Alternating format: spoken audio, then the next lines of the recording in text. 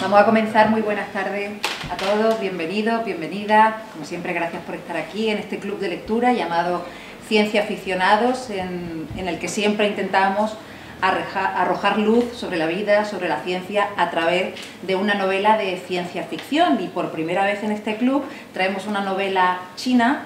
Vais a perdonarme cómo voy a pronunciar el nombre de su autor, lo voy a anglosajonizar porque no lo sé hacer de otra manera. Cixin Liu, lo he intentado con Google pero soy incapaz de repetir su nombre en chino. Si alguien domina el chino en esta sala, que por favor nos lo aclare. Pero él va a ser el auténtico protagonista de esta sesión de hoy con su novela, una de las novelas de los últimos años en el mundo de la ciencia ficción, El problema de los tres cuerpos. Es la novela del segundo capítulo de la sexta temporada ya de Ciencia Aficionados, nada más y nada menos, que celebramos cada mes entre enero y abril en El Astronauta. Este club de lectura, como me gusta llamarlo, es una iniciativa de la Unidad de Cultura Científica de la Universidad de Córdoba y de la Fundación Española para la Ciencia y la Tecnología, una actividad que se enmarca en el sexto plan de divulgación científica. Y hoy traemos una novela multigalardonada y mega bestseller. Es la novela china que más se ha vendido en Occidente, en Estados Unidos y también en Europa. Ganadora del premio Hugo, uno de los más importantes premios de ciencia ficción, el premio Hugo 2015, a la mejor novela, que causó una gran expectación por quien la recomendó. Fue un libro que leyó durante una Navidad Barack Obama, lo dijo en público e imaginaos, y también fue la novela que abrió el famosísimo club de lectura de Facebook que organizaba Mark Zuckerberg. Pero yo creo que la gran heroicidad del problema de los tres cuerpos es que ha puesto a debatir a físicos cuánticos y también a intelectuales que son muy poco dados a discutir y a debatir sobre lo interplanetario y sobre la mecánica gravitacional. Nosotros hemos invitado, como siempre, a un científico a hablar de esta novela. El de hoy es un biólogo molecular y también bioquímico, Antonio Lozano, bienvenido. ¿Tú eres muy dado a debatir y a discutir con tus colegas sobre lo interplanetario y la mecánica gravitacional o no? Bueno, con mis colegas la verdad es que debatimos de todo lo que pueda surgir, que tenemos mucha costumbre de debatir sobre cualquier tema y este, por supuesto, pues otro tema que también, siempre que puede surgir algún debate, pues sí, también. Antonio es investigador y profesor del Departamento de Bioquímica y de Biología Molecular, ha trabajado en la unidad de lípidos del Hospital Universitario Reina Sofía y también en el Instituto de Bioquímica Vegetal y Fotosíntesis, que pertenece al centro mixto del CSIC y de la Universidad de Sevilla. ¿Qué andas investigando ahora mismo? ¿A qué te dedicas? Pues ahora mismo yo sigo estudiando más o menos en la misma línea con la que empecé mi carrera con la tesis doctoral, que son cianobacterias marinas. Son bacterias que hacen la fotosíntesis igual que las plantas en el mar y que de hecho pues contribuyen de manera muy importante a lo que es la producción de oxígeno a nivel planetario. Siempre se tiene en cuenta el Amazonas y los grandes bosques, pero realmente en el mar es donde hay una gran producción de oxígeno y otro tipo de compuestos. Y eso es lo que estoy estudiando y bueno, empecé con esto y me sigue interesando y sigo profundizando en ello. Es curioso porque Antonio es el científico que le ha tocado la novela de todo este club de lectura de ciencia ficción en el que más hombres y mujeres de ciencia se suicidan. Sí. Además a modo Murakami. No sé, ahí lo dejo, ¿no?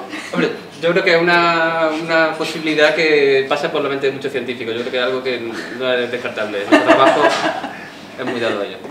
Bueno, supongo que muchos de los que estáis aquí habéis leído el problema de los tres cuerpos. Para quienes no, vamos a intentar no hacer mucho spoiler porque es una novela que, aunque recomiende Barack Obama y Mark Zuckerberg, también la recomendamos nosotros porque nos ha gustado mucho. Y os sitúo un poco para que sepáis de lo que hablamos. El problema de los tres cuerpos se sitúa en el contexto de la Revolución Cultural China, cuando un proyecto secreto del ejército manda señales al espacio exterior con el fin de comunicarse con vida extraterrestre. Y hay respuesta, hay un planeta que está a punto de extinguirse, una civilización que se va a pique y que comienza a planear su desembarco en la Tierra. Y empieza a comunicarse con los habitantes de este planeta de una manera bastante insólita, a través de un extraño videojuego cargado de historia, cargado de filosofía, ¿Y qué ocurre? Que mientras los alienígenas empiezan a ganarle a los terrícolas en el videojuego, empiezan a crearse como dos bandos, ¿no? Los que están a favor de este desembarco alienígena, que creen que van a salvar el mundo y a quitar toda esta corrupción que tenemos, y otros, todo lo contrario, que están muy dispuestos a luchar en contra de la invasión. Y mientras tanto, y en torno a todo este argumento, que tiene, desde mi punto de vista, una excusa argumental maravillosa en este videojuego, y esta es una opinión muy personal y literaria del libro, bueno, pues nos habla muchísimo de los problemas reales que tenemos en el mundo real, y ofrece, yo creo que ideas bastante reveladoras sobre el tiempo en el que vivimos. Es el primer libro de una trilogía llamada El recuerdo del pasado de la Tierra. El siguiente libro ya se ha publicado en España, El bosque oscuro, y queda una tercera entrega, que aún no se ha traducido al castellano, El fin de la muerte. Su autor, Cixin Liu, que ya digo, lo pronuncio en anglosajón porque no lo sé hacer en chino, es sin duda el autor de ciencia ficción más prolífico de la República Popular China, y desde luego el más conocido a día de hoy en todo Occidente.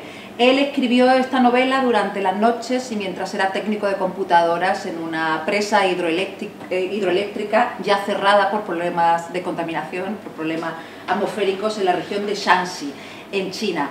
Él se considera un heredero, o más bien guiado, por Asimov y por Arthur C. Clarke, y tiene una idea sobre la ciencia ficción que a mí me encanta, que sería para enmarcarla en este club de lectura. Él dice que la gran novela de ciencia ficción del momento es la ciencia en sí.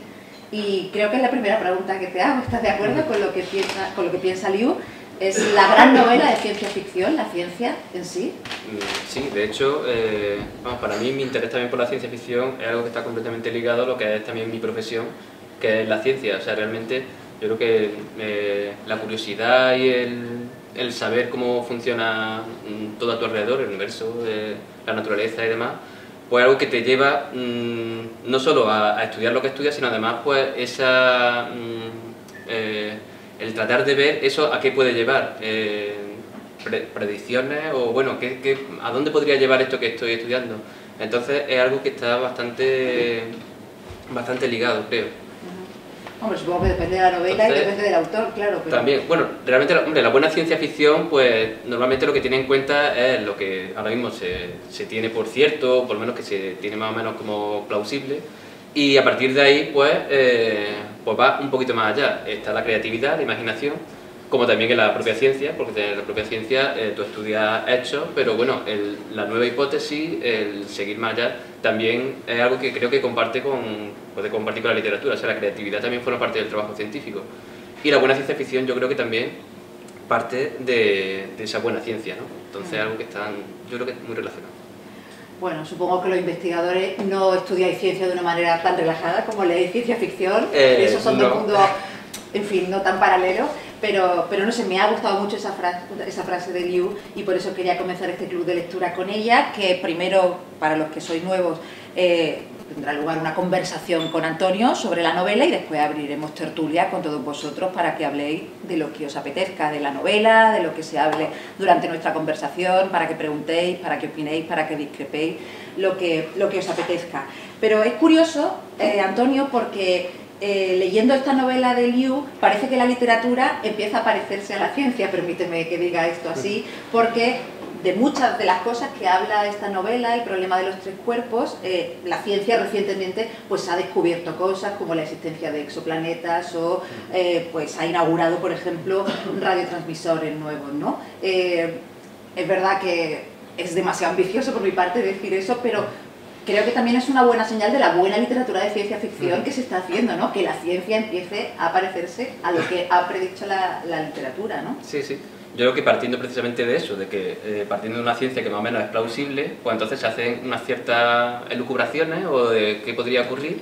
Y bueno, es muy curioso el caso de esta civilización que se presenta en la novela de extraterrestre, precisamente en el sistema solar que tenemos más cercano, que es Alpha Centauri, y que realmente esta novela creo que se publicó en 2007, 2008 en China, y en 2016 pues se ha visto un planeta que orbita alrededor de una de las estrellas de este sistema, de Alpha Centauri. Entonces como realmente la literatura vino antes que el descubrimiento científico, lo cual pues bueno, A veces casualidad, a veces sencillamente pues que se ha basado en unos hechos que estaban ahí, que bueno, pues han ido un poquito más allá con imaginación y bueno, pues han acertado. El problema de los tres cuerpos remite a un problema, tengo entendido que irresoluble, de la mecánica orbital. ¿Eres capaz de explicarlo para que lo entendamos todos? Puedo intentarlo. El problema de los tres cuerpos surge, vamos, viene a partir de Newton. Cuando se plantea primero tratar de ver, predecir los movimientos, las órbitas de los planetas, de los cuerpos dentro del sistema solar, entonces pues Newton empieza con el problema de los dos cuerpos, que hasta ahí sin problema, básicamente viendo lo que sería la órbita de la Tierra alrededor del Sol, tenemos dos cuerpos, y pues formula esa relación de, bueno, lo típico que también se estudia en los colegios de, bueno, la fuerza con la que se traen dos cuerpos, pues depende de la masa de los dos y está inversamente proporcional a la distancia que los separa. Vale, pues está ahí bien, la fórmula y todo estupendo. Ahora ya entonces se centra en el problema que sería el tema de la Luna alrededor de la Tierra y los dos alrededor del Sol. Aquí ya tenemos el problema de los tres cuerpos, que en principio, pues bueno, resulta fácil de formular, hecho con una aproximación analítica, pues la fórmula, tú pones tus masas de los tres cuerpos, las posiciones espaciales y tal. La formulación es sencilla, pero ahora la resolución de esas ecuaciones, pues ahí es donde vino el problema de los tres cuerpos. Y ahí es donde Newton trató de tratar de resolverlo, pero no. Y de hecho se convirtió en un problema así clásico porque fue transmitiéndose de generación en generación. Se trató de resolver siglo XVIII, siglo XIX, siglo XX, se han tratado de seguir diferentes aproximaciones y básicamente pues la idea es que de manera analítica, de manera intachable, pues, de conseguir unos resultados, pues no se puede resolver, aunque de manera numérica, por aproximaciones, y ahí entra también en la novela el uso que se hace de la computación, simplemente con ordenador y demás, pues se puede llegar a aproximaciones muy parecidas, vamos, muy cercanas a lo que, por ejemplo, la órbita de la Luna, pues se consigue, pero siempre son aproximaciones. O, por ejemplo, sistemas que son fáciles de ver. Tú tienes dos cuerpos que se puede resolver bien en sus posiciones y ahora considera al tercero que perturba esa relación entre los dos. Entonces, pues bueno, ahí tiene una aproximación que, por ejemplo, el Sol tiene una masa mucho más grande que la de Tierra y Luna, entonces pues tú te centras en estos dos y ahora ves la perturbación del grande como pues trastoca un poco la órbita. Ahora ya si te pones en plan de que los tres tienen más o menos la misma masa y a ver cómo se mueven, ahí ya es donde empiezan las complicaciones. Y hay un problema, pues que ahí está, tiene su resolución a base de aproximaciones, pero realmente se considera un problema irresoluble desde el momento en que tú no puedes tenerlo todo perfectamente definido, es decir, pues dentro de 100 años la Luna estará aquí y la Tierra aquí y tal, porque no existe, no hay una matemática, una resolución analítica de ese problema. Bueno, pues muy bien explicado el título de la novela. Una novela también que indaga, entre otras muchas cosas, en el número de dimensiones del universo. Ese gran tema que además ha tratado tanto también la ciencia ficción, ya no solo en la literatura, sino también en el cine últimamente. ¿Cómo está tratado el asunto de las dimensiones en el libro? ¿Hay más fantasía o hay fantasía con una buena base científica? Y te formulo otra pregunta. ¿Cuántas dimensiones hay? ¿Cuántas percibimos? Pues empezando por la novela, en la novela se hace uso de estas dimensiones que actualmente la teoría más aceptada pues considera que hay y las tiene en cuenta para después resolverlas con mucha fantasía. O sea, la manera en la que se utilizan estas dimensiones, vamos, la novela básicamente se coge un protón, se despliega en todas sus dimensiones, se convierte en una especie de superordenador, se programa y después se vuelve otra vez a plegar. Y eso es lo que utilizan estas razas alienígenas para hacer el supositorio. ¿Y eso tiene base científica? Eso no tiene ninguna base científica. Vale. Entonces, menos mal. Hasta ahí, vale. Queda una cosa curiosa, lo leéis, pues mira qué chulo, pero vamos, que no. Ahora bien, ese uso que se hace de que existan unas dimensiones en las partículas elementales que están ahí y demás, eso sí es cierto. Bueno, eso es lo que propone la teoría más aceptada que hay ahora mismo en física, que sería las teorías de cuerdas o la teoría M, que engloba todas las teorías de cuerdas. La explicación de esto me puedo poner a intentar más o menos describirla de manera un poco, tratando de que sea sencilla. La idea es buscar una teoría del todo, como el título de la película, que sea capaz de describir todas las partículas elementales de las que está formada la materia en el universo y las interacciones entre ellas. Entonces, interacciones entre las partículas se conocen 4, que serían la gravedad, todo es percibible, todo el mundo lo percibe, el electromagnetismo, que también. Después, la fuerza nuclear fuerte, que es la que mantiene unidos los átomos y que a partir de esa fuerza nuclear fuerte es la que se da la fisión y la energía nuclear. Y la fuerza nuclear débil, que es la que da lugar después a la radiactividad en los compuestos que sean radiactivos. La cuestión es que son 4 fuerzas diferentes que desde principios del siglo XX se vio que tenían suficiente, a la hora de formular cómo se comportaban y demás, se veían suficientes puntos en común como para pensar que podía existir una teoría que la englobara a las 4. Y sería esa teoría del todo porque realmente son todas las interacciones que existen en el universo. Y ahí se trató de resolver. Entonces, no hubo demasiados problemas en englobar el electromagnetismo, la fuerza nuclear fuerte y la débil. Se consiguió lo que después fue la mecánica cuántica, una teoría cuántica de campos que es capaz de describirla más o menos como si fueran diferentes aspectos de una misma cosa. Son 3 energías que hay una teoría que engloba las 3 y sin problema. Pero el problema vino con la gravedad. La gravedad es la que no había manera de encajar ahí. Entonces, una teoría cuántica de la gravedad, que es lo que se ha tratado de buscar durante buena parte del siglo XX, pues es lo que fallaba. No se conseguía unas ecuaciones, algo, un proceso matemático que lo englobara. Hasta los años 70, años 80, que vino la teoría de cuerdas, la cual tiene una complejidad matemática muy grande, que de hecho eso también está generando mucho debate hoy día, pero lo que hace simplemente es que en vez de considerar a las partículas como partículas, considera como parte de una cuerda lineal, infinita, bueno, finita, en fin, tenía sus particularidades, y la cuestión es que esa teoría consigue integrar la gravedad, lo explica todo y todo maravilloso. El problema que tiene, que las predicciones que hace y lo que podría servir para demostrar que eso es verdad, es indemostrable. Entonces, la teoría está estupenda, lo explica todo y todo maravilloso, pero ahí está la cuestión de que empíricamente, por experimentación, no se puede demostrar. Y en eso está el tema. Pero venía al tema de las dimensiones. Una de las predicciones, o de lo que supone esta teoría que engloba todo, es que realmente tenemos 11 dimensiones, respondiendo a tu pregunta. 11. Son 11, exactamente. Serían 10 espaciales y una temporal. Nosotros percibimos 4. El tiempo, como dimensión espacial, y anchura, largo, profundidad. Pero aparte existirían, por un lado, otras 6 más, que son no se perciben porque estarían a nivel subatómico y compactadas, o sea, estarían como enrolladas en sí mismas. O sea, visualmente, yo por lo menos no lo veo, supongo que es difícil de ver. Pero la cuestión es que esas dimensiones existen y solo se perciben pues a niveles subatómicos y demás. Y después una última que sería como una membrana que la engloba las demás. Y juntas todas son 11 dimensiones. Entonces se supone que el universo pues tiene 11 dimensiones, que no se perciben y hasta ahora, y previsiblemente mucho tiempo, no es algo que se pueda demostrar experimentalmente. Y mucho menos en el día a día nosotros. Pero no sé si ha quedado claro o...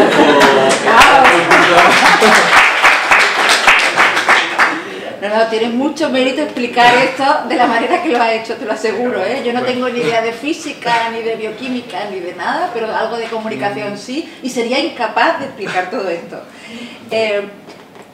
Hablabas antes de la teoría M. Sí. La aceptación de esta teoría ha llevado a mucho debate científico en los últimos años, precisamente sobre el método científico. Y te pregunto, a lo largo de la historia, la ciencia no ha avanzado en la mayoría de los casos, gracias a poner en crisis, digamos, todas las leyes y los valores científicos preestablecidos. Sí. ¿Es esa, y ya lanzó esto para el debate posterior, ¿no? ¿Es esa la única manera de avanzar en la ciencia? ¿Poner en duda todo? Por supuesto. O sea, de hecho, esa es la base de hecho, es la base del mismo método científico. Porque el método científico, básicamente, la idea es, yo propongo esta teoría, esta hipótesis en un primer estadio, esta es mi hipótesis, que explica estas cosas que observo y además hago una predicción. Pero esa predicción tiene que ser de tal manera que permita o sea, el concepto de falsabilidad. Tiene que ser una hipótesis que lo que predice pueda ser probado experimentalmente y en caso de probar que ese experimento que tú has diseñado es falso, eso hace que la hipótesis sea falsa. O sea, el método científico, la idea es que yo voy contra mi hipótesis. O sea, yo lo que trato de demostrar es que es falsa. Que no lo es, pues tengo una prueba y empiezo a creérmela. Propongo otro experimento, lo pruebo. No es falsa, ya ahora me la creo más. Hasta que llega un nivel en que la hipótesis pasa a ser teoría, es más aceptada. Pero todo O sea, el fundamento de la ciencia es continuamente poner en crítica, en falseamiento, es decir, esto quizás no sea verdad. Y hacer los experimentos para ver si sí, si no. Conforme más pruebas que no la falsean tienes, más te la crees. Pero realmente es la base de la ciencia. Y en determinadas cosas, y por ahí quería que fuese mi pregunta, Sí. a lo mejor no hay que poner incluso en crisis el método empírico, porque De a lo hecho, mejor hay cosas que no se pueden demostrar empíricamente. De hecho, los físicos teóricos, que son los que están trabajando con todo este tema de la teoría de cuerdas, están poniendo en crisis el mismo método científico, que es por lo que está creando pues una gran polémica porque normalmente pues, a ver, hay diferentes escuelas dentro de cada campo y demás, unos apoyan una cosa, a lo mejor hay otros que no están de acuerdo y tal, pero normalmente lo que está en duda o contra lo que uno pone reparo es contra una teoría o contra una hipótesis, pero no contra el mismo método científico. Y ahora mismo lo que se está poniendo sobre la mesa, a raíz de la teoría de cuerdas y el hecho de que o bien no hace predicciones, o las predicciones que hace se necesitaría una cantidad de energía para poder probarlas que es inviable. Ahora mismo los aceleradores de partículas, estos que aceleran las partículas para tener una energía brutal, pues eso se queda en pañales para lo que haría falta para poder probar, por ejemplo, eso, la unificación de las cuatro fuerzas.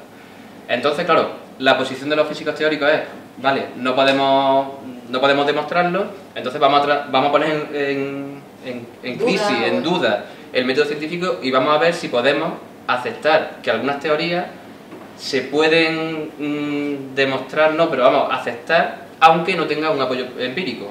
Lo cual, eso respecto al método científico clásico y lo que está aceptado, pues no se acepta. Entonces, de hecho, hay físicos teóricos que están por eso y hay otros que dicen que es una locura porque eso, si le quita el empirismo, pues en qué se diferencia de la magia. Ya. Entonces, pues sí, es algo... Pero también es cierto que, bueno, la ciencia debe saber responder también a los problemas o las dificultades que van surgiendo. Y realmente, si te encuentras con que hay un modelo que no hay manera de... O sea, es la única teoría ahora mismo que es capaz de hacer esto. Lo explica y, claro, los defensores de esta teoría, pues tiene coherencia interna, todo encaja, explica cosas, o sea, se creó para explicar esto y ahora descubro que además explica esto otro, a nivel teórico. Es todo como, esto merece la pena no tirarlo a la basura simplemente porque no pueda demostrarse empíricamente. Pero, ¿dónde ponemos el límite y hasta qué punto aceptamos que sin empirismo se puede aceptar una teoría científica? Entonces, ahí está, y de hecho, vamos, ahí está en controversia. Ya me imagino. ¿Y cuál es el bando que gana? O sea, hay más conservadores, por llamarlo de alguna manera, que prefieren que todo se quede como está, o... Claro, hay que tener en cuenta que esto sobre todo afecta a los físicos teóricos. Supongo que en el campo de los físicos teóricos sí a lo mejor está la cosa más dividida. Si nos vamos ya a otros campos, pues, en fin, en principio, sin empirismo, en bioquímica desde luego no tiene mucho futuro. Pero bueno, entiendo que hay campos en los que, bueno, si te encuentras con eso, no puedes demostrarlo, pues, ¿qué hacemos? Tampoco te va a quedar, o sea, no puedes renunciar a resolver un problema o a tratar de explicar algo porque te encuentras un problema como este, que es un problema grande, que no puedes demostrarlo experimentalmente, pero tampoco la ciencia puede por eso decir, bueno, pues entonces no hago nada. Pues a lo mejor existen, hasta ahora los argumentos que se dan para aceptar esta ciencia sin empirismo, pues a lo mejor todavía son un poco débiles, pero igual realmente encuentran una manera de que, mira, una teoría, ¿qué condiciones debe cumplir para que sin empirismo podamos aceptarla? No sé, yo creo que también es bueno para la ciencia cuestionarse ciertas cosas y a lo mejor se puede llegar a realmente, pues, bueno, pues mira, si cumple esto y esto, podemos aceptar que, no sé. Pero bueno, yo creo que el debate en cualquier caso es bueno Desde luego. En estos casos. En este y en todo. Sí. Vayamos a otro de los grandes temas de la novela, que es la comunicación con el mundo exterior, las señales que se mandan y las respuestas que se esperan. Bueno, toda la vida nos han dicho desde que éramos pequeños que debe haber vida inteligente en el mundo exterior, que nosotros no somos el centro de todo el universo y todas estas cosas. Si hay vida, ¿por qué no hay contacto?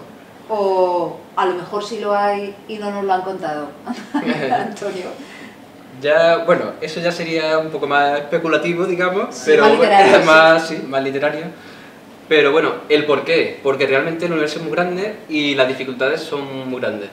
A la hora de, por ejemplo, eso, tratar de recibir señales que te demuestren que pueda existir vida inteligente, pues eso, vamos, el programa SETI de búsqueda clásico en Estados Unidos que surgió y más o menos se ha extendido, de búsqueda de vida inteligente, pues eso, se basaba en las ondas de radio. Pero claro, la onda de radio que tienes, pues aparte de una radiación de fondo que tienes ahí, que simplemente por los objetos celestes y demás que emiten, en una emisión basal, pues ahora es que tienes que acertar a dónde estás mirando, que exactamente en ese momento, vamos, que des con el planeta que se supone que te está enviando una señal, que además esa señal haya tenido la fuerza, la energía suficiente como para que llegue hasta nosotros. Nosotros estamos en la Vía Láctea, en un extremo de una galaxia, estamos muy perdidos. Entonces, la llegada de una señal y que nosotros la recibamos realmente es muy difícil. O sea, que pueda existir vida inteligente y desarrollada además, pues bueno, con un universo tan grande es probable. Pero que nosotros podamos llegar a percibirlo, o que una civilización alienígena sepa que nosotros estamos aquí y quiera comunicarse con nosotros, porque también nosotros que emitimos hacia afuera para que llegue. Sí, se han empezado a emitir desde los años 60, 70, que empezaron la televisión y la radio, pero eso no ha llegado todavía mucho más lejos, o sea que hasta que llegaran nuestras señales a otro sitio, o sea que en un universo tan grande realmente es difícil que se crucen nuestras miradas. Y yo me pregunto, Antonio, si contactásemos con los aliens de alguna u otra manera, porque ellos nos envían señales o nos respondan a las que nosotros mandamos, ¿estamos preparados para responderles políticamente, militarmente? ¿Está el mundo preparado para eso? Me pregunto. Yo creo que no, pero precisamente en la novela es uno de los temas interesantes de cómo la naturaleza humana puede responder ante una situación así. Realmente, de hecho, una de las cosas más interesantes de este tipo de novelas, que es así de primer contacto, de una civilización extraterrestre contactando con la humanidad, es precisamente el efecto psicológico con la humanidad. Ya ni siquiera, no tienen por qué haber llegado todavía, como por ejemplo la novela, que simplemente se sabe que están ahí, pero no es cómo afecta bueno, el saber que están ahí, cómo evoluciona la gente.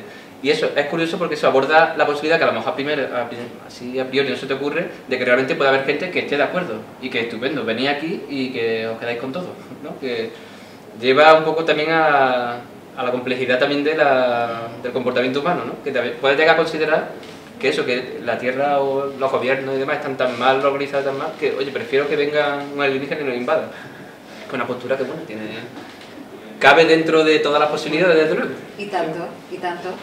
Yo aún recuerdo a Stephen Hawking, creo que fue en una entrevista que le vi hace ya algunos años, que él decía que esto era una cuestión que teníamos que tomarnos en serio, que no iban a llegar, desde luego, mensajes del espacio exterior todos los días, que podía ocurrir dentro de 10.000 años o quién sabe, pero que tendríamos que tener muy claro el no responderles, porque él era de la opinión que cualquier civilización exterior que quiera algo de la Tierra, desde luego van a ser sus recursos, no va a ser otra cosa, ¿no? Sí, realmente es para pensárselo, vamos, supongo que la inocencia o con la alegría que se mandó la sonda esta que iba con toda nuestra información, las palabras en diferentes idiomas, no sé qué, pues sí, ciertamente te puedes plantear, pues igual no nos interesa que tampoco que nos descubran, pero bueno.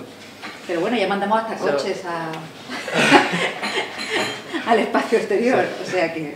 Bueno, esta novela tiene otro personaje omnipresente y un punto de vista muy importante, que es China, que es la historia reciente de China, la revolución cultural china, que es algo que la hace también muy diferente porque no hemos leído ninguna novela de ciencia ficción con China tan omnipresente. De hecho, yo no me puedo imaginar esta novela sin China o ambientada en otro sitio. No sé si realmente marca, porque de hecho el origen de conflicto, de lo que va a llevar después a esta relación con esta civilización alienígena, precisamente una persona muy marcada por lo que ocurrió durante la revolución cultural. O sea, que algo que realmente el autor, pues bueno, es lo que tiene positivo esta novela, que tiene otro punto de vista, que no es el anglosajón típico de todas las que solemos leer, incluso españolas, que también pues tienen, o sea, es como que ha marcado el estilo de cómo se escribe ciencia ficción, y esta pues tiene esa curiosidad. Y efectivamente pues utiliza su propia historia para pensar, bueno, ¿qué persona podría a lo mejor llegar a tomar este tipo de decisiones? ¿O qué recorrido vital puede haber tenido? Y recurre a la revolución cultural china como para explicación de cómo puede llegar a marcar y cómo puede explicar otras decisiones que se toman más adelante. Pero sí. De hecho, yo creo que el autor se posiciona, ¿no? Sí, yo creo que bastante. Bastante, sí. O sea, que desde luego no queremos desvelar demasiado, pero sí. Y mira, aprovecho para hacerte una pregunta y abrir el debate justo después, que puede generar, pues eso, tertulia entre todos nosotros, y es la relación entre los totalitarismos y lo científico, ¿no? porque la ciencia ha tenido un peso importante en muchos regímenes totalitarios del mundo, ¿no? Y quería saber tu opinión al respecto.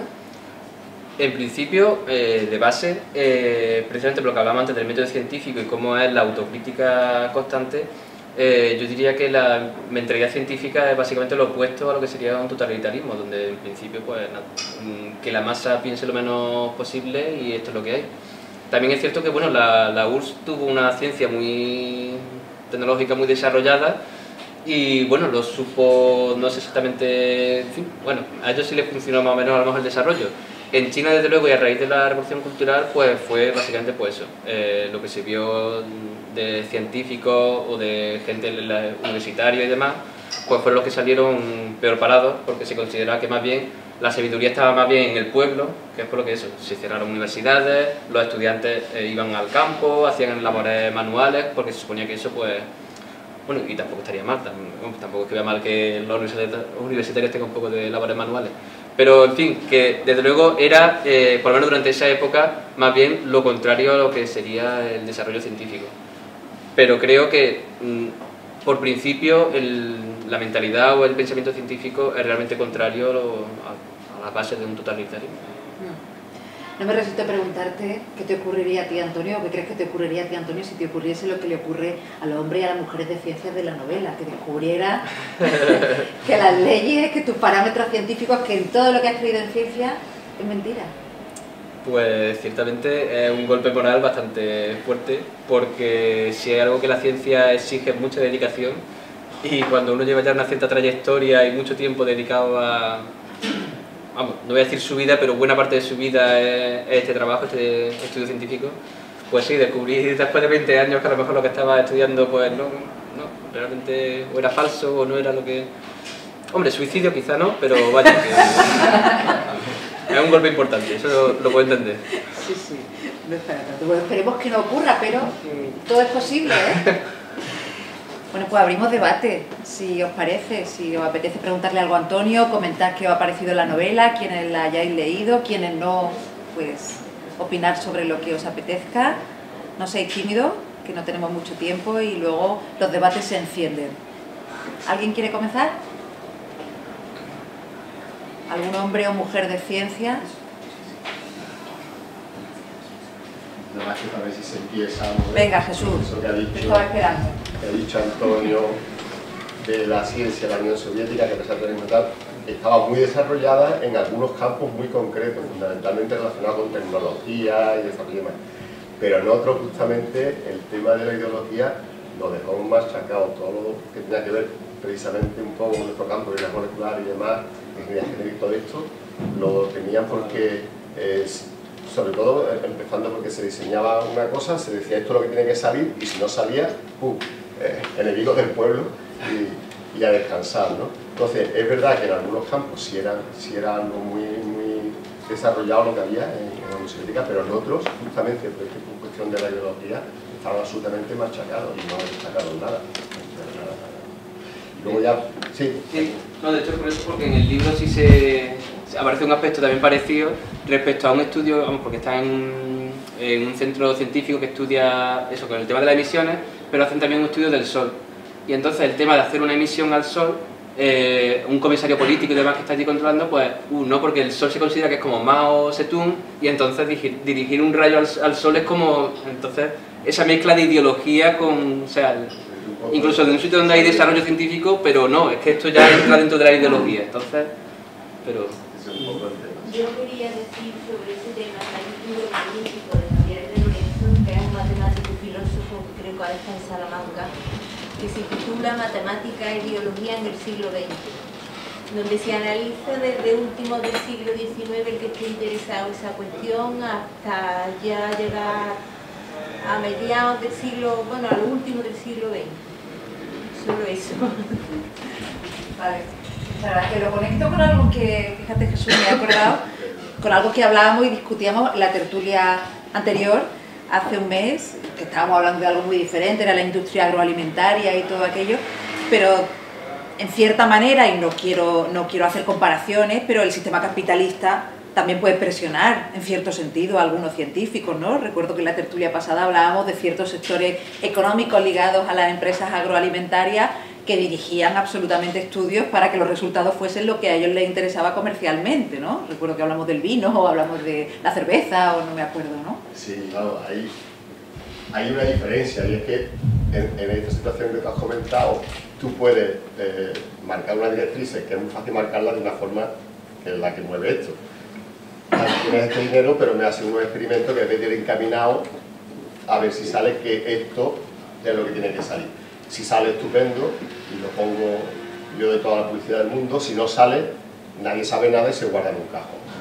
Pero claro, hay una diferencia entre que tú puedas condicionar a una serie de grupos o de científicos que está así, y de que otra gente no se ponga a hacer otra cosa distinta, incluso también por motivos ideológicos al revés, si quieres.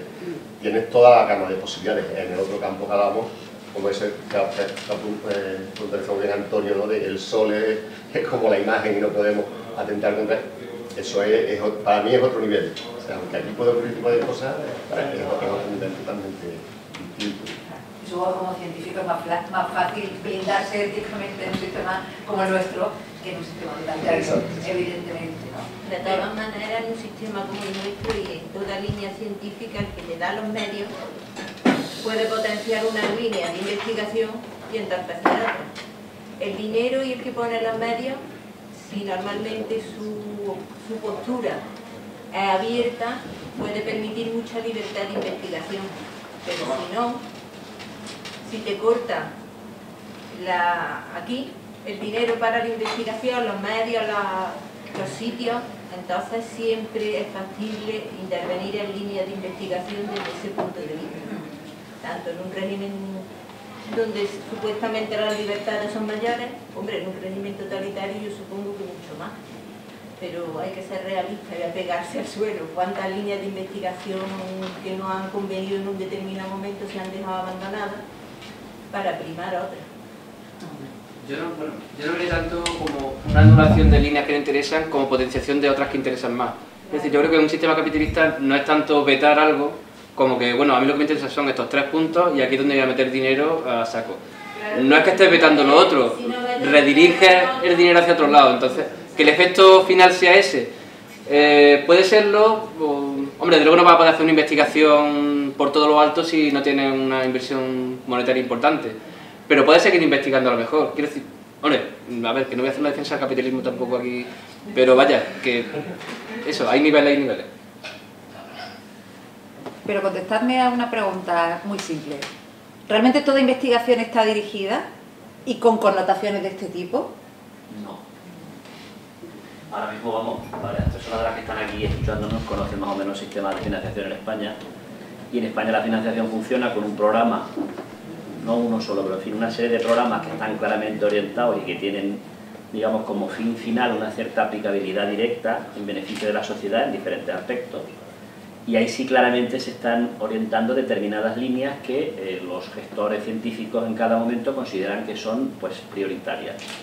Pero luego, no solamente en España, sino también a nivel europeo o internacional, incluso por fundaciones filantrópicas, etcétera, existen financiaciones que son totalmente abiertas y que tú presentas un proyecto de investigación que no tiene nada que ver con una cosa de aplicabilidad directa y que son susceptibles de financiarse. Y de hecho, nuestro grupo, por ejemplo, en el que está trabajando Antonio, nosotros trabajamos en un campo que es estrictamente ciencia básica y no dirigida. Es decir, que cuando nosotros competimos y mandamos un proyecto para que nos lo financien, a quien corresponda que lo evalúe le parecerá bueno o malo, pero no porque estemos en una línea dirigida, sino porque en la ciencia básica consideren que es o no es interesante o bien diseñado. O sea que es cierto lo que decía la compañera, que evidentemente hay un factor de orientación existe siempre. A mí no me parece necesariamente malo. Es decir, yo comprendo perfectamente que, por ejemplo, tú le digas a la gente, pues investigación puntera contra el cáncer. Eso, yo creo que cualquier persona medianamente sensata considera que un grupo que trabaja bien en ese campo hay que financiarlo.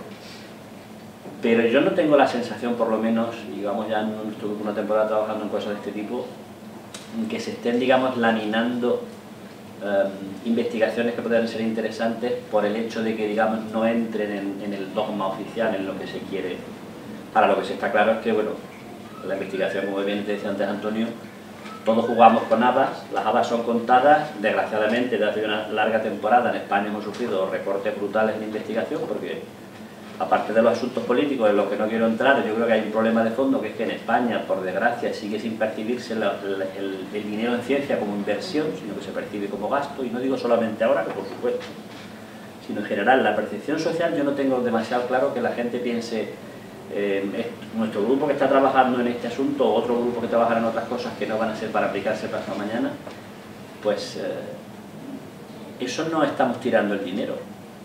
Estamos adquiriendo conocimiento y la historia demuestra, y aquí hay gente mucho más experta en el asunto que yo, que demuestra que de supuestos experimentos o líneas de investigación o proyectos básicos han salido algunas cosas absolutamente relevantes a nivel social, empezando por el señor Einstein, por ejemplo, que estaba trabajando supuestamente en física teórica y mira tú por dónde se encontró la bomba nuclear de camino. Para que fíjate si estamos hablando de cosas importantes, ¿no? Entonces, en definitiva, yo creo que hay un componente que no es menor, y además lo que trabajamos en ciencia cada vez lo sufrimos más, que es que hay una presión por parte de los gestores para cada vez dedicar más porcentaje de los recursos a cosas que parecen de aplicación relativamente rápida, eso es cierto, pero afortunadamente sigue habiendo también una parte que deja jugar a gente que trabajamos en ciencia básica y que pensamos que aunque no vaya a aplicarse pasado mañana, tiene relevancia. Salvando la distancia, pues puedes preocupar con el periodismo, insisto, salvando la distancia, porque es verdad que bueno, pues el periodismo también responde a muchísimos intereses espurios, las cabeceras casi todas están politizadas y sobre todo economicazadas, porque quien manda es el Corte Inglés en la mayoría de medios de comunicación de este país, por encima de los partidos políticos, pero independientemente de todo eso, pues también hay periodistas que hacen un trabajo estupendo, que le dejan hacer un trabajo estupendo y que se inventan nuevos modos de hacer, pues no sé, con otra clase de medios que no son propiedad de los bancos, etcétera, etcétera, ¿no? Y salvando las distancias, quiero decir, el mundo está lleno de intereses espurios, eso está claro, pero también hay gente valiosísima, honesta, ética, etcétera, ¿no? Y bueno, no sé por qué hemos llegado hasta aquí. Si me permitís, a mí me gustaría hacer otro comentario en ese sentido. Yo trabajo en ciencias sociales y los ingleses tienen fama de ir muy por delante y ser los más innovadores en cuanto a este tipo de cosas. Recientemente me ha sorprendido mucho que han creado un nuevo programa de investigación. Cuando trabajas en ciencias sociales es muy fácil ser descendente. Claro, el investigador sabe lo que la gente necesita, lo que la comunidad va a querer. Entonces se nos tacha mucho, claro, tienes que hacer un proyecto, para que te lo aprueben tienes que decir todo lo que vas a hacer, cómo lo vas a hacer y demás, y entonces no dejas que sea ascendente. Bueno, pues los ingleses acaban de sacar un programa de investigación en el que te aprueban, te dan un dinero para que te vayas con la gente y decidas con la gente lo que hay que hacer y cuáles son sus necesidades, sobre qué creen ellos que hay que investigar, ¿no? Entonces me ha sorprendido mucho y también es un poco una prueba de que no es tan dirigista. Supongo que dentro de 30 años, cuando ya los ingleses han demostrado que no funciona, nosotros sacaremos algo en esa línea, ¿no? Pero bueno, sí que es cierto que yo creo que sí que hay mucho campo dentro de que hay líneas prioritarias. Luego a ti no te dicen qué tienes que hacer, luego tienes la libertad y compites con otros sobre cómo vas a abordarlo, ¿no? Entonces eso también nos deja margen de maniobra.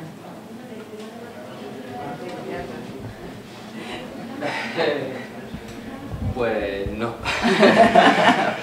Pero vamos, me parece muy interesante. Sí, es verdad que, vamos, lo del aval externo antes de la aplicabilidad aquí, de decir, venga, nos lanzamos, eso desde luego sí que es totalmente cierto. Sí, tiene que venir como... Pero bueno, también en todos los campos. Por aquí necesitamos también a Barack Obama y a Mark Zuckerberg diciendo, uy, qué buena novela. Sin duda. Y Estados Unidos, vamos, Estados Unidos se va a comprar la novela, ¿no? Pero bueno, supongo que eso... Supongo que alguien habrá cuantificado eso, pero simplemente que esta novela abriese el famoso club de lectura de Zuckerberg, no sé, eso se traduciría seguro en miles y miles y cientos de miles de libros vendidos. Bueno, que creo que esta novela lo merece, ¿no? Pero vamos, qué campaña de marketing y de difusión, ¿no? ¿Alguna opinión más? ¿Alguna Quiero pregunta? comentar algo referente a lo que estabas comentando, que me parecía muy interesante, con lo de la historia de las teorías de las cuerdas y demás, y que son indemostrables. Había dos cosas que te quería comentar, porque es un tema que interesa, pero que nunca he profundizado. Y el primero es, tú decías que son indemostrables. Son indemostrables, si te he comprendido bien, porque harían falta unos recursos. Haría falta alcanzar unos niveles de energía en los que se vería cómo esa partícula ya en esos niveles sí que la gravedad se comportaría como esta, como la otra, en fin, que las fuerzas serían una sola. Pero esa energía, digamos, es inabordable porque tendría un coste económico superlativo, o porque simplemente habría que gastarse la energía de varias galaxias para llegar a eso. O sea, es unos niveles tan... no recuerdo cuántas veces, lo máximo que se ha conseguido ahora, pues no sé si miles, 100.000 veces. O sea, es una cosa que no... O sea, se sabe que eso no es una cuestión de... Bueno, a ver si con el desarrollo técnico dentro de 100 años son niveles que en principio eso no se va... son inalcanzables. Vale. Y la segunda cosa que quería comentar era que tú decías que, bueno, que precisamente por ese motivo estábamos en un campo en el que eran teorías que explican una serie de cosas y que lo integran, y que se supone que es el santo grial, que era la integración de lo que se supone que empezó a tirar Einstein. Bueno, fue uno de los, exactamente, uno de los jugadores principales en el campo, pero al final yo lo que voy es que si tú estás en un juego en el que tú elaboras una teoría que es maravillosa y lo cuadra todo, pero no tienes manera de demostrarla, tú lo calificabas de que eso estábamos casi en el campo de la magia, pero yo me voy un paso más allá. Eso no es ya religión. Sí, de hecho he preferido decir magia que religión, pero... Por no ofender a nadie. A ver, aún así, ahora mismo ya digo que los argumentos que dan los físicos teóricos que apoyan esta nueva visión todavía quizá a lo mejor tienen que trabajarlo un poquito más, pero vamos, no son tampoco teorías que sean completamente locuras. Ellos creo que ponían tres condiciones. La primera, que no hubiera otra alternativa a lo que se está exponiendo.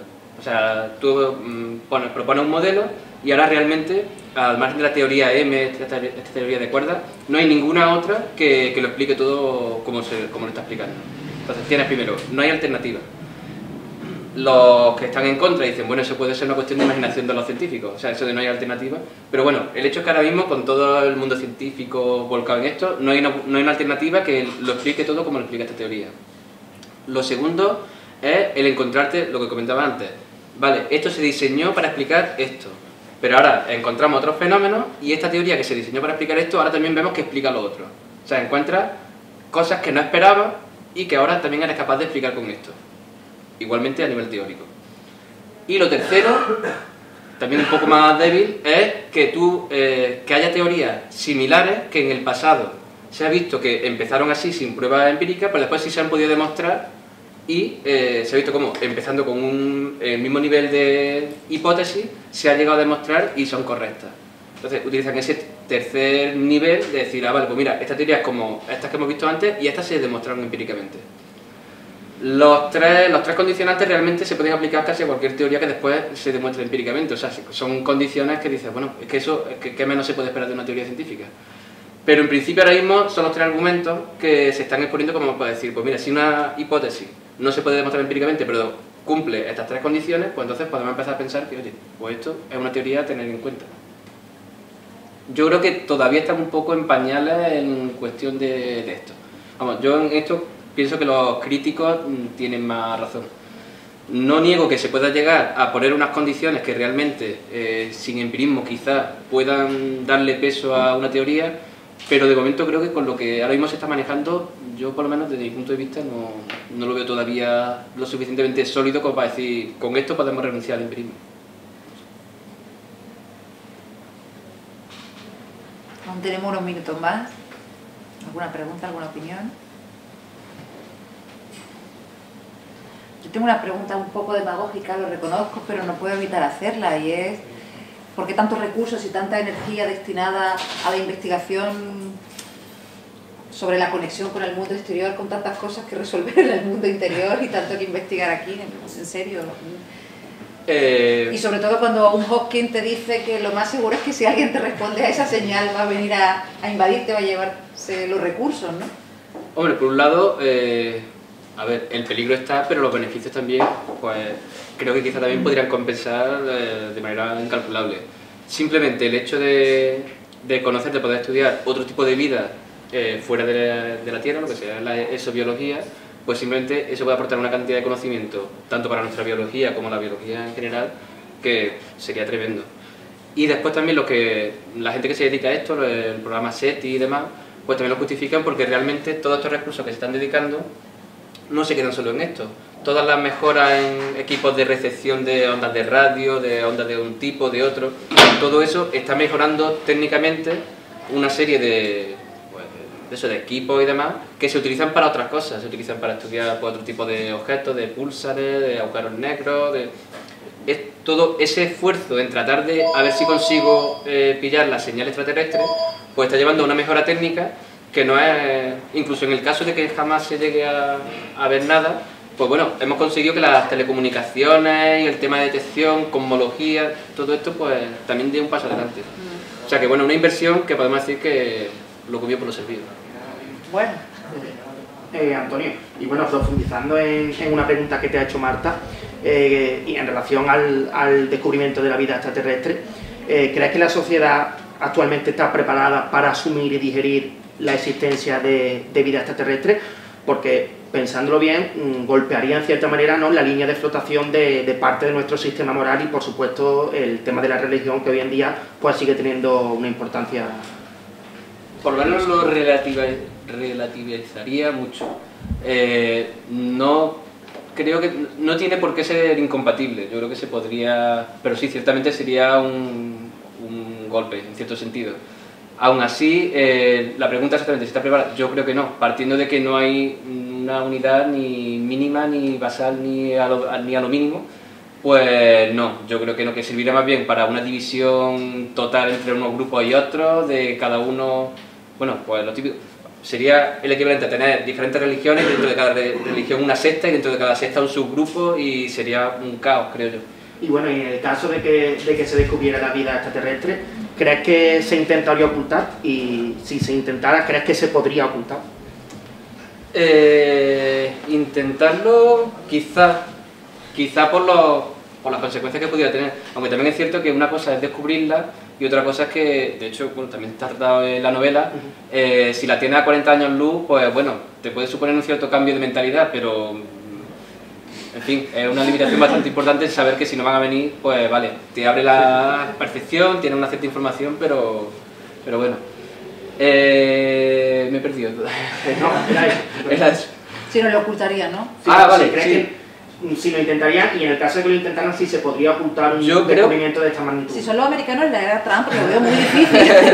De lo comunicarían en un tuit al resto de la humanidad.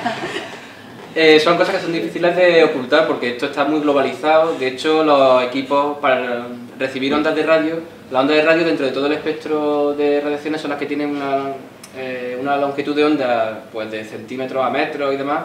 Necesitas o antenas muy grandes o tener muchas antenas separadas que trabajen en conjunto. Y esto además pues lo ven los equipos de Estados Unidos y los de Australia, no sé qué, triangulan. Quiero decir, es un tipo de estudio que realmente ocultarlo mucha gente implica, creo yo. Ahora sí que puede, no sé, ocurrir, ¿no? A lo mejor yo soy muy peliculera, pero que aparezca un documento clasificado de hace no sé cuántos años, de la época bueno, hay de mucha Kennedy. gente que piensa eso, de hecho. ¿No? O sea, creo que tiene un poco de verosimilitud. Todas estas teorías de la conspiración, siempre he pensado que la gente es demasiado chismosa, demasiado... Somos los periodistas, ¿eh? O sea, yo creo que los secretos y más algo de este tipo, yo creo que al final alguien habla. ¿Sí? Yo no creo en la... no sé. Una teoría de la conspiración supone un grupo de gente que después cuando llega a su casa no se lo cuenta a su pareja, que después... Pero yo... no sé. Pero los militares están entrenados para eso, quiero decir, para guardar secretos y bien guardados, ¿no? Y al 90% probablemente no sea. Ya. Pero yo creo que, no sé, que la naturaleza humana, yo no me creo que durante 40 años se guarde un secreto. No sé. Pero vamos, eso es la percepción mía. Ya. Bueno, puede llevar razón. Pero yo creo también que está el ansia siempre que ha tenido el ser humano en colonizar. Por ejemplo, los viajes siempre de los exploradores, que querían viajar círculos por el Ártico simplemente para ver lo que había ahí. ¿Qué beneficio tiene eso? Pues, con un poco de suerte no te mueres. Muchos se quedan en el camino. Pero es como la gente que viaja a Marte. Pues, es un viaje solamente de ida, que no se va a poder volver, pero hay gente que quiere colonizar eso de primera, sabiendo seguramente que el fin está ahí. Entonces también, hombre, si nos ponemos esto, que es una visión muy romántica, porque a mí también me han dicho mucha gente, bueno, y lo de viajar a Marte, ¿y por qué queremos ahora estar mandando a sonda hasta Marte la cantidad de dinero que es? Pero bueno, quería dejar un poco de la idea, ¿no? Si muchas veces ciencia, claro, lo que has dicho es saber qué se puede y queremos saber si se puede hacer, aunque las consecuencias sean... Si se puede, claro, no lo va a hay que hacer. hacerlo, claro. Y vamos, de hecho, el proyecto de seguir de enviar a Marte sigue adelante. Sí. O sea, que de estas cosas que están ahí de vez en cuando, dependiendo de los presupuestos, dependiendo de tal, pero ¿Has pensado que... y lo has pensado? creo que no. Si no, ya para conseguir la plaza, el tiempo ahí que no. Leí una cosa muy interesante que decía que la persona que vaya a Marte va a estar en comunicación con su familia, con la tecnología actual que se puede, muy factible, y que ofrece, digamos, que un aislamiento, pero que es mucho menos aislamiento que hace unos siglos la gente que se iba con el barco a terrenos totalmente inhóspitos. Pero claro, yo ni de coña me iría.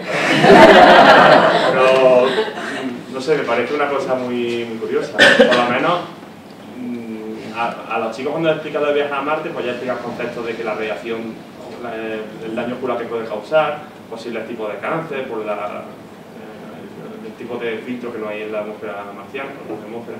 Pero bueno, también se introducen conceptos científicos que por lo menos solamente, aunque salga en el periódico, es posible viajar a Marte, ya te explican algo de ciencia que la gente, pues una manera también de que la gente tenga un poco de cultura científica por allí.